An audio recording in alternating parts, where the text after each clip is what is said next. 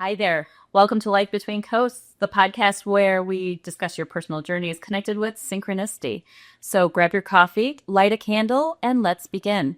I'm your host, Leah, and we're glad you're here. Today, we're sitting down with Carol, and thank you, Carol, for joining us. Well, thank you for having me. We're so happy that you're here. So tell me about you. Where did you come from? I was born in Royal, Michigan in 1963 when it was a very small town. Nothing like it is now. Right. Yep. And I lived there until I graduated from high school. Okay. And at that time, my parents were divorced in 1965, so I just had my mom and my two older brothers. And when I turned 18, my mom moved to Troy, and I moved in with my brother for a little bit, and then back with her. Okay. And then found someone who I'm no longer with. And lived with that person for like 10 years, and then I Married or I was not married. never married, just lived with, just cohabitate. Yeah. Which is like the thing to do now, but back then, that was kind of like an early, Yeah. an early thing, let's call it. Yep. So in 1994, I bought my own house, and that was great. I was only 31. Good. Yeah. And that's when I met my husband, Al. Well, I had known him from work. We met at work a few years before then. Okay. And then in 1994, we became a couple. Nice. And so 31 years strong. Yep. And we got married in 2002. It took us a while. Oh, but that's okay. It's been 17, well, actually on the, within the next week, it'll be 17 years officially with me and my mister. So, but not married, still not married. So it's still taking him a while. I thought I would never been married if Al didn't ask me. But that's okay. I was like, okay, yeah. What, now, how did you, well, you worked with them, sorry. So how did that interaction start? Did you just cross paths? Was it a little flirtatious, or just what started the? It was from For everyone listening and for those viewing, our friend Al is sitting off to the side here, so we're gonna keep him silent. But that's why you keep smiling and blushing, because he is the love of your life, and you can tell just the way that you look at him. So tell us how you met. Yeah.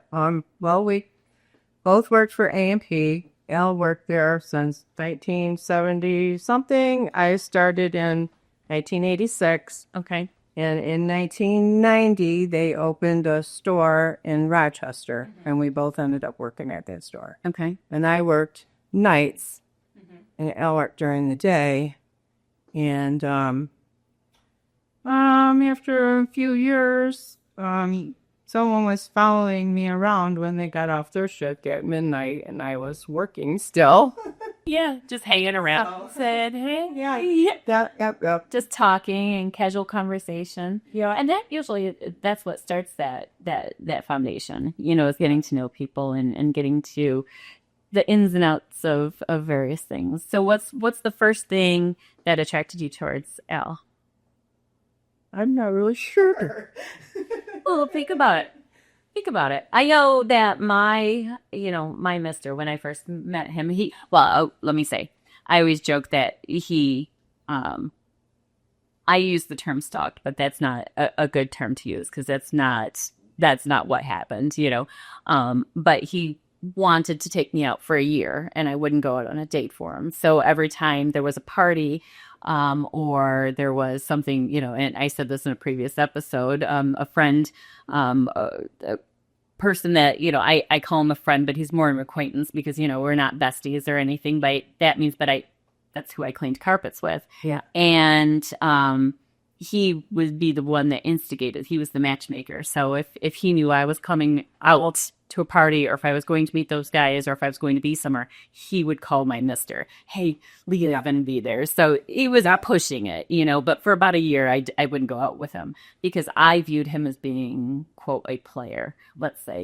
He seemed to be the ladies' man. He'd walk in like he owned the place. He had all this confidence. It's like, no, that's why would I want to be involved in that? Yeah. That was kind of my first inclination. Yeah.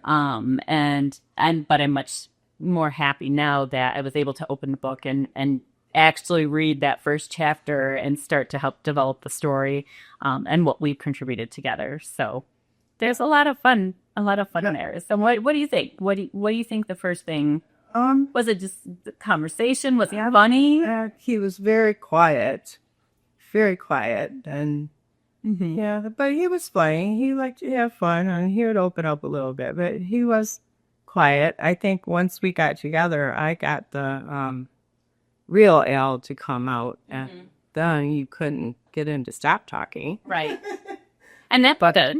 That's good, too, because it keeps the lively conversation.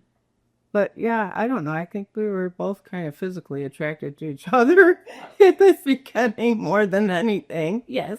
You know, there was that little click that you get, and Yeah. it's like, well, But that's it. But the little nudges, and you know, honestly, we spend more of our time at work than we do at home. Oh, yeah. Because the time that we're at home, the majority of the time we're home, but the overnight, well, you were working minutes, but still the overnight hours, you're asleep, right? Yeah. So you figure, you know, when you're in contact with people, it's going to be the people that you're associating with or working with, and that usually is what's going to lead you to your path of romance or finding a partner, or oh my gosh, I know somebody that you need to meet, or just another coworker. Yeah. So I can see where I've gotten into a relationship with a coworker that, you know, it's happened. Yeah. So Yeah. I've been there. So that's how we came to be, and it was kind of hard though, working at the same place. And once we started living together in our evening, and we were working kind of same shifts and that, and yeah, it wasn't an easy time working at the same place, and it was a few years, and then he transferred to a different store, I did, or something, and then that was way better, not having to be Right. at work together and then at home together too. Yeah, I know about that. That's, yeah. Oh gosh, I know that.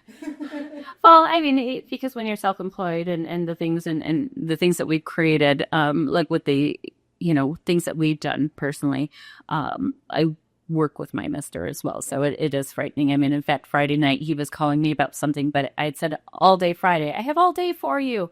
But he calls me at 11:15 at night.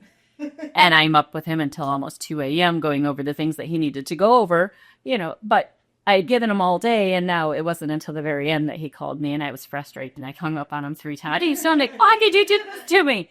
But at the end, you love him, and you're going to do what you're going to do for him.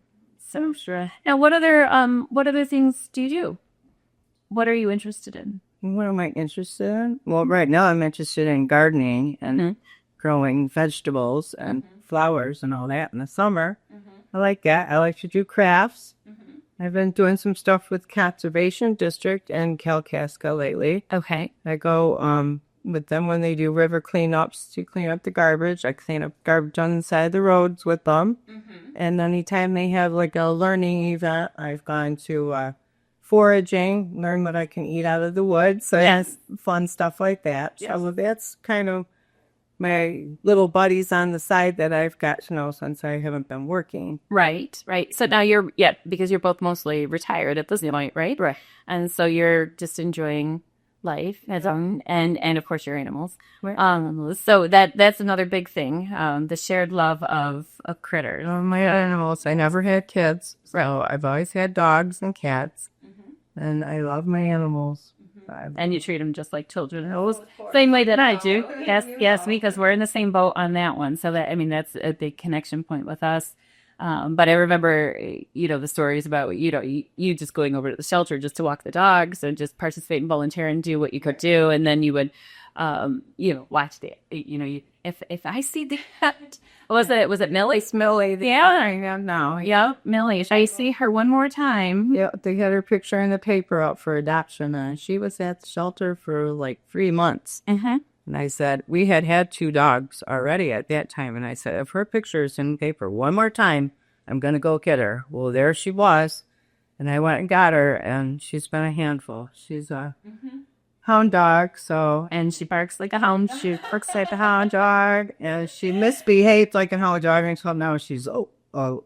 It's like 14, 15 years old. Right. So she's calmed down, but we had to watch her every minute because she would take off. She was lost and gone a couple times, and we never thought we'd get her back. Right. But now you can't get her to go outside at all. She's just like, I love the house. I love my bed. Yes. It just feed me, bring my food to me. I'm good. But no, that's, I mean, that's those, I like that, just being able to love as many critters as we can. You're like, I don't care. I have two more dogs. I'm going to have another, I'm going to keep doing this and keep helping these pups thrive and do what it can. And what else, what are the other things? Like, so you were in Royal Oak, you grew up in Royal Oak, Yeah. and then you moved to Troy briefly. You moved with your brother and then back with mom. How did you end up, was it after you got married that you ended up in Lake Orion? No, that was my first significant other. We went to Lake Orion. Okay. So that's how you ended That's how I ended up in Lake Orion. And then when I was working in the store at Rochester, that's when things broke up and I bought my own house in Clarkston. Right. And then you were in Clarkston and then when you got married. Okay. So I didn't know like where that part, like because at one point you were there and then I lived in you were all over the place. Lake Orion from like, I don't know, maybe 85 to... The small, again, it was a small town, such a small town back then, and, reasons like, but, west down there, We walked to town as kids. Right. And it was just a couple blocks, Yeah. Kresge's and all the little old stores and stuff. It was pretty cool that we were able to do that. Right. And my brother still lives downstate in Madison Heights. And I'm like, oh, I can't believe it. I'm like, crazy. Yeah, it's very, very busy. I had the concrete jungle once you get into Macomb County, I think. It's just, that's how I feel. Yeah. And when we lived in Royal Oak, I remember my brothers pulling me in the wagon to the zoo. Then my mom let us go by ourselves. At that time, the zoo was free. Right. She put me in a wagon and walked me a couple wheels up the road and went to the zoo. And now you think of that intersection and how scary. Nobody's walking anywhere out here anymore. It's terrible. It's terrible. So now, what did you do? So when you were working with A&P, what were you doing there? Were you management or? No. When I first started, I was a cashier there. Okay. And then the first store I worked at, I was cashier for a couple years, and then I went to I think it was Troy, and I worked as a bookkeeper for a little bit. Okay. And then I worked in the produce department, and then I think I did everything except work in the meat department or the deli at the store. Okay. I've worked in the frozen food. Basically, you could run a store. You were in all the various operations. You could do it. Mostly stock and stuff like that. And then a cashier, sometimes you didn't get a choice of what you wanted to do. So understand. And then after you left like A&P, like where else did you work? A&P closed in 2007, so Al and I both lost our jobs, and it was actually kind of fun because people said, "Oh my God, what are you guys going to do? The both of you are losing your jobs." We're like, "Well, let's survive one way or another." Right at that time, unemployment was only 6 months, so we said, "We're taking 6 months off. We're not even going to look for a job." Right. So we went up to the UP and camped for like a month, and it was funny. We took cats. We had 2 cats at the time. Okay. We had cats in this big screened-in thing with a cat tower in there, and people would walk by our campground and look, what have they got in there, Right. So we had the dogs and cats with us, and we did that. And then when the 6 months was up, it was like January, because we lost our jobs in July, and so 6 months later, it'll be February, I guess. So it's like time to look for a job. So Al's like, I'm not working at a grocery store again, and I wasn't going to either, but I ended up working at Rite Aid's warehouse. Okay. In Waterford. Right.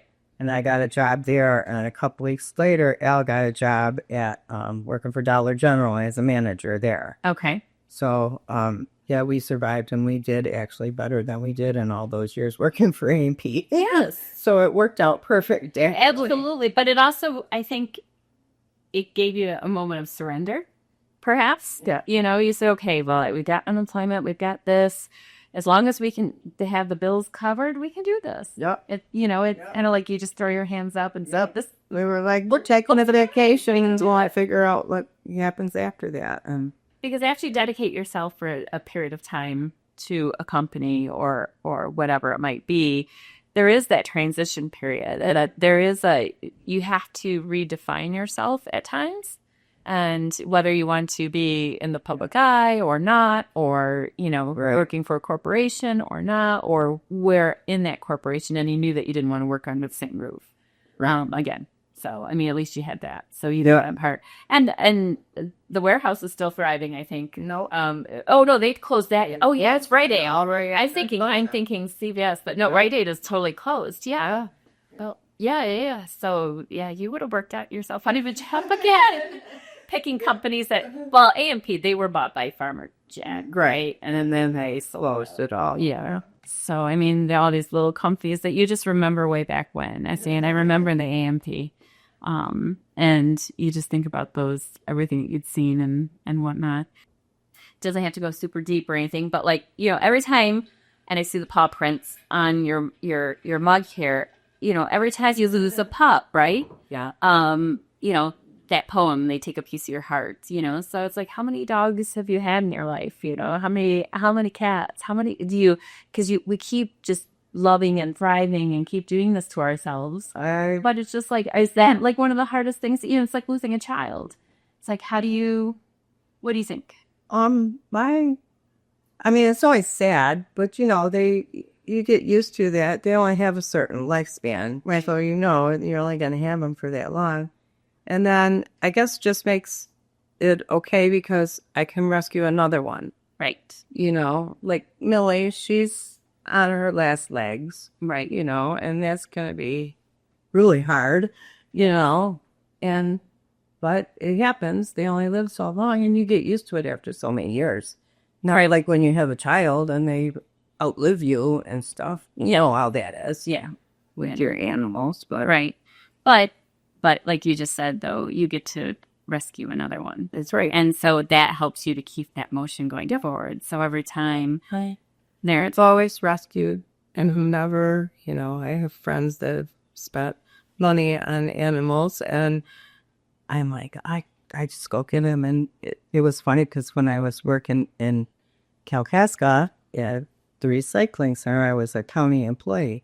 So when I got Millie and actually Otis that I have, it was like, well, I shouldn't have to pay the fee because I work for the county. And they would say, okay, because they were happy that somebody was taking an animal anyways because they always have too many. Absolutely. So, yeah, that was kind of funny. Absolutely. No, but that's good too. But and Otis, he's like the biggest, he's the laddie. He's the lapdog boxer.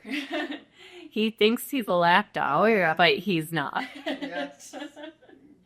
He's too much. He was ever since the first time I remember coming to the camp when you were camping, and he jumped right in my lap and put his head on my shoulder, and that's where he sat the entire night. And I was like, okay, dude, you're a little big there. Yeah, at that point, I think he was like 40 pounds. And he was 50 when I got him, and he's like 75. And they told me he was full grown. And I thought, I'm going to get a dog I can pick up and everything. And I'm like, he was way younger than they thought. But he's good. He loves everybody. He loves everybody. It's funny if we get like a UPS or somebody coming, and he wants to run and see him. And I'm like, he just wants to lick you, Yeah. And everybody understands that. I had a garage sale a few weeks ago, and I'm trying to keep him away. And I had a lady say, he looks like he's really friendly. Just let him go. And you know how he is. And I'm like, yeah. So, and then, then what else? I mean, what else do you think it has? You started off this conversation. So let's talk about this for a minute. So we started out this conversation, and before we turned the cameras on here, I lead a boring life. I don't have much to say, but there's got to be more. Let's peel, and I've got to call it. I always say onion just because they always have a lot of layers. So let's peel the layers of the onion. Like what are some of the things that you did, after you graduated high school? Did you go to concerts? Did you go to any of these, was there any? Go to, concerts, partying a lot, and all that stuff. Right. But was there anything that stands out from your 20s or your 30s that just says, I did this? Or, I know It's a boring life. you can't, but do you travel? Have you gone, have you done any trips? When I first met Al, we went to Smoky Mountains. He's the one that first took me places. We went out west to Yellowstone. Right. For 2 weeks. That was fun. Right. We did that, but then, I don't know, I think after we moved up in 2012, we moved to Kalkaska, because Al had gotten transferred with the Dollar General. Right. And we always wanted to come up here, so Right. that worked out good. And then once we came to Kalkaska, I think we became more homebodies Right. than anything, just local camping and stuff like that. But it's a nice, well, it's like you were almost going back to the slower pace. Oh, yeah. So you remember real being I always wanted to get out. not bustling, and now you have the opportunity to get into an area where even though it takes you 20 minutes to drive into town, Right. it's okay. Yeah. And you don't have to be, know everybody or anything, but you still just get that same small town Yeah. vibe. Yeah. Which is, even though I don't live up here, but you go into the local grocer or you go into wherever it might be, and people are just gracious and friendly. And there's, you don't get the aggression. And I call it aggression, but there's a lot more people that are quick to jump on somebody, especially like in customer service, in some of the more populated areas, and somebody's quick to pull out of a loan and record. And it's like, the please and thank you is what I'm chasing. Yeah. I'm trying to get out with that working in the grocery store all day. It was like we were treated like we were lower lives, and people were very rude and crappy. Right.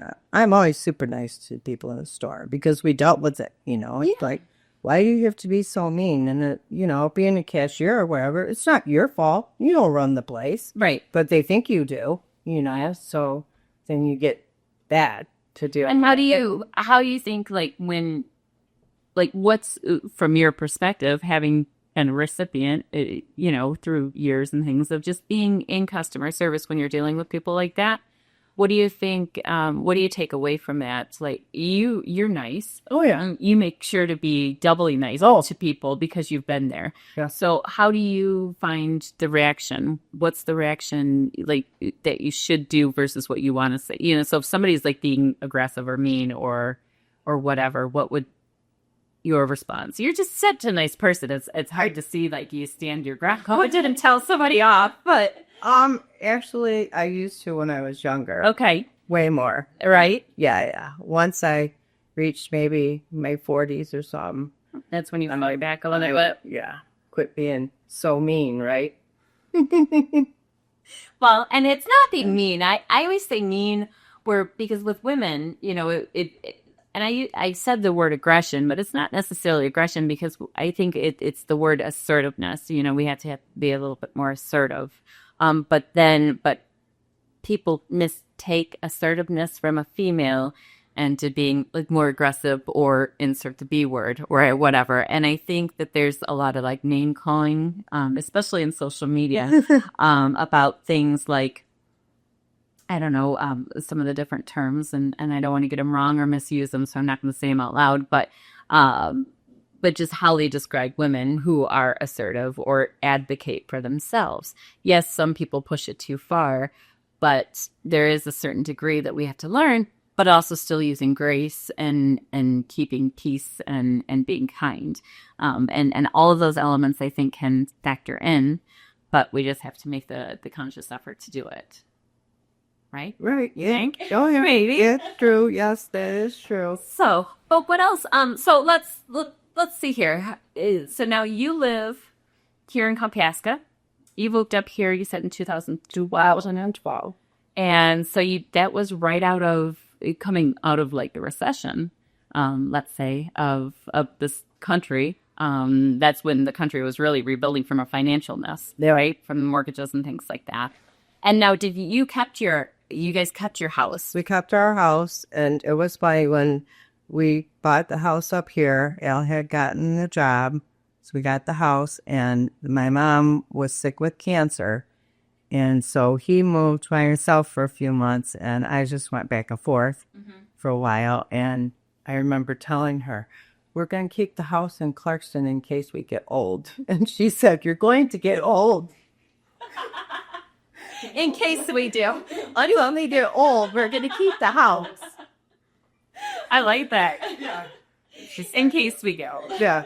So we kept it for 5 years. And because at first we were like, maybe we don't want to stay here, you know? And it took us 5 years to finally say, okay, was this where we want to be? And we don't need to take care of two places anymore. Right.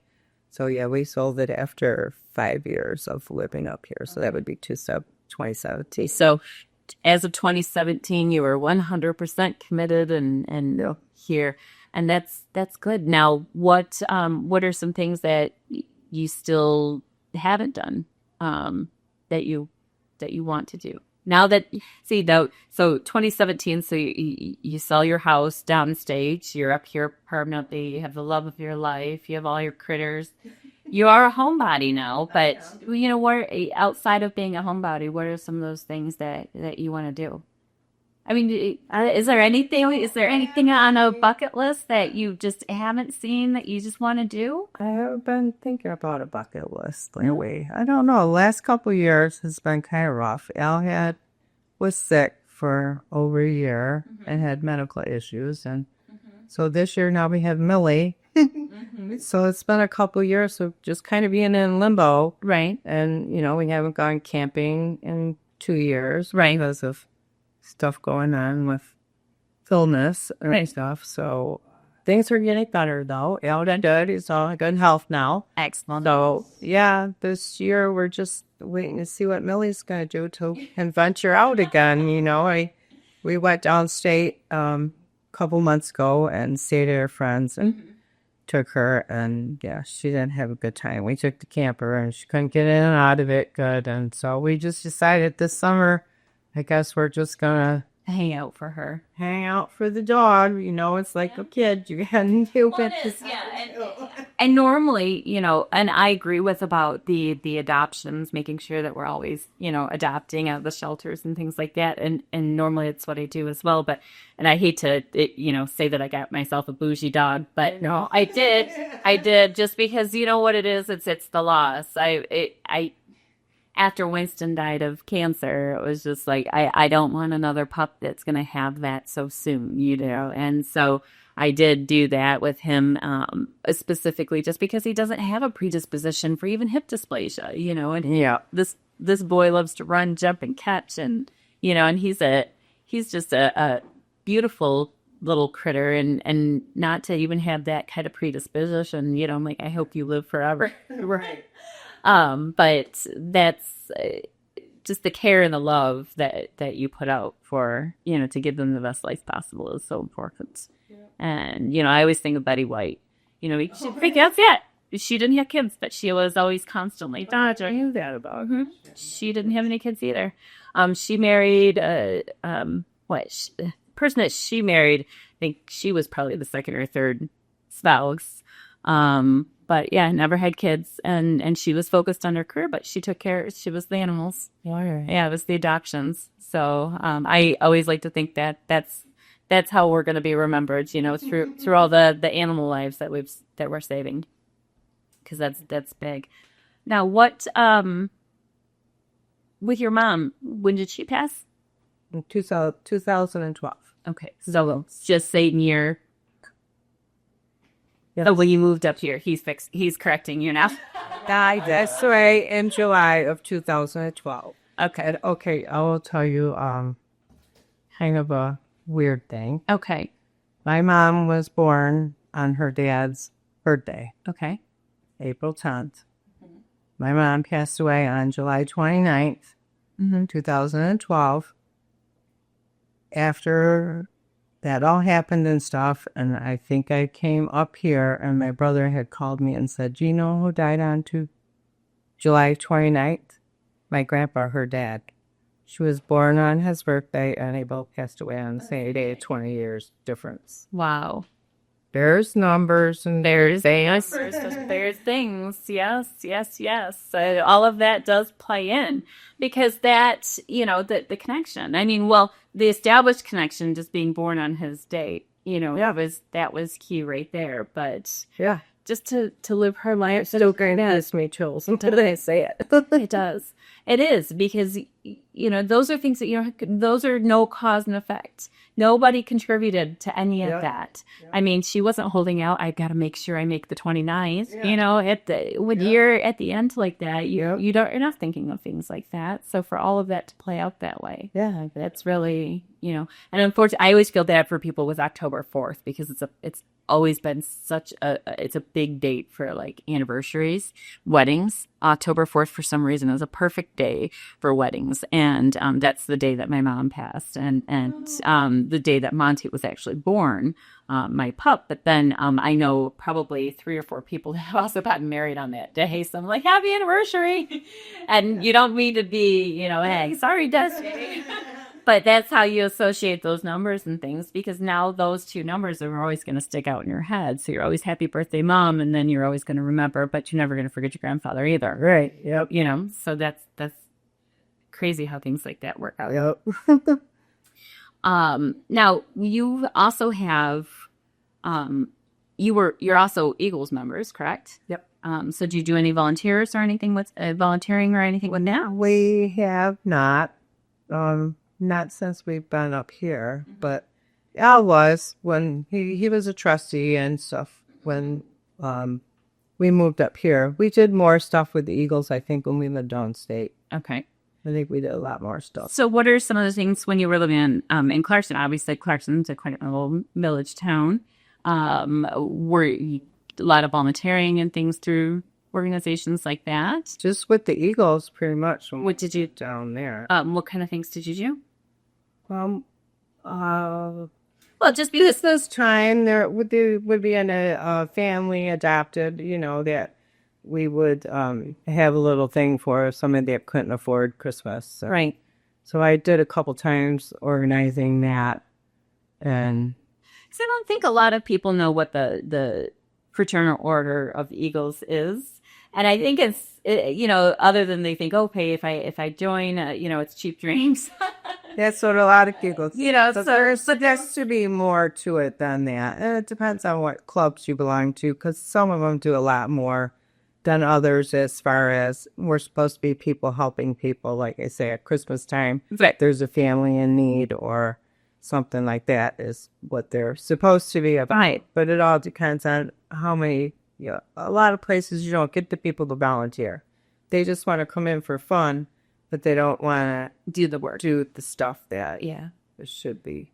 No, I remember the work. I know my dad was both Eagles member as well as he was with the Lions Club, and they did the Christmas baskets and the whole thing. And he and my mom had headed it up for several years before she got sick, and there was 100+ families every year that we would go out and deliver baskets to, and all the volunteers, and because it was a bigger organization, more people to pull from too. Right. I mean, there were some big volunteers, big groups of people. I mean, 50 cars would show up to go deliver baskets. Right. And all the guys, they would do bikes and and things like that. So I mean, there's a lot that those organizations benefit regular everyday people without anyone knowing or realizing that they're more than just what they might represent. Or they see, oh, that's the Eagles. Oh, go get a cheap drink. You don't remember or whatever. No, it's not just that. Yeah. It's a brotherhood, sisterhood. It's bringing people together that have a common value, I think. Yeah. But like I said, not a lot of people know what all of those organizations do. Right. And they raise money for different things like Jimmy Giuliani Fund and the Heart Fund and stuff like that. They donate money every year to things like that, But yeah, it kind of depends on what town you're in and stuff. You're out because like Kalkaska, that's a little tiny Eagle center. Yeah, they don't. I mean, they still do stuff for like the senior center at Christmas. We draw names and get them gifts. So everybody at the senior center or the assisted living, I guess I would say it was, gets a gift from somebody at the Eagles, and that's stuff like that. Just, but you could tell that there is a group of people that I think that everyone can call on each other if they needed to, it's that network and that social network. But in life, not on the internet, not right. Not on social media, not Facebook. You're actually in person and where you can like reach out and touch somebody and say, hi, welcome. And how have you been? Yeah. And just having that camaraderie, I think is very important. So one of the things that we,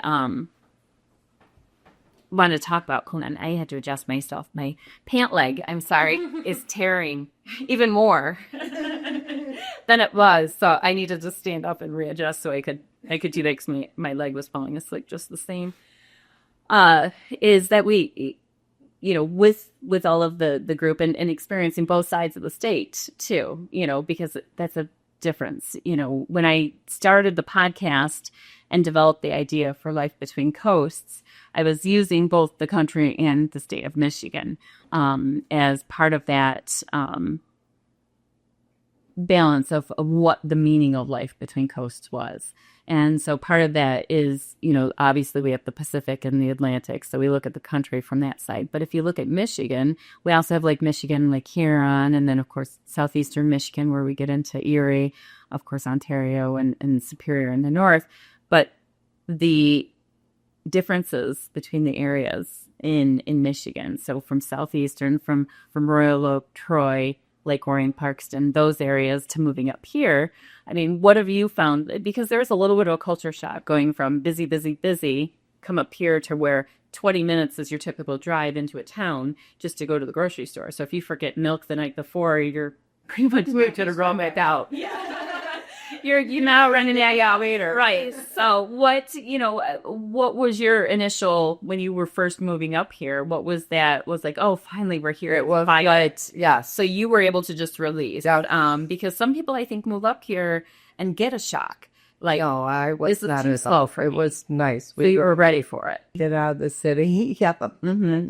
And you've enjoyed that. And to live where we don't have people right on top of us. And yeah, in the grocery store here, it might take us, a couple minutes longer, but it's never really busy. And that was one of the first things I said was, don't ever let me complain about the grocery store being busy, because it's not like it is downstate. No. I know. I mean, because I believe going into a grocery store, I cheat a little bit more with like technology, but you could sit in line for 20 minutes.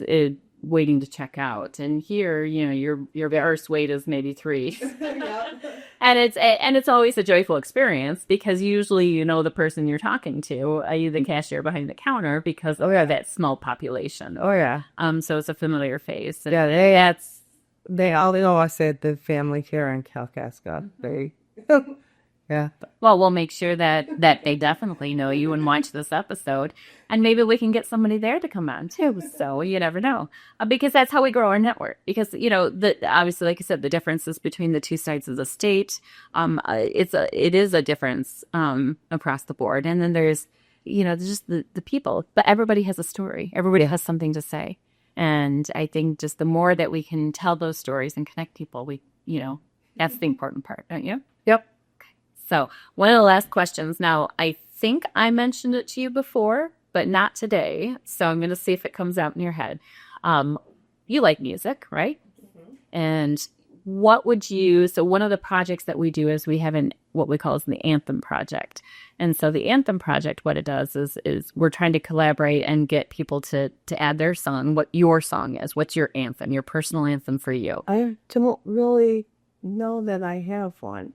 But when I was younger, I thought about it because I saw that you had the anthem thing. Yes. I'm trying to think. And when I was younger, it was Bob Seger, Running Against the Wind. Really? I like that song. But why do you think that was the son. Because I always felt like I was. Like you were going to get why I get into it. Yeah, Because didn't dictate the greatest childhood. Okay. So I think that is why. That you felt that you were consistently against selling. Yeah, That described you. that was me. Yeah. Yeah, Okay. I think. I like So- that. Well, no, I like that.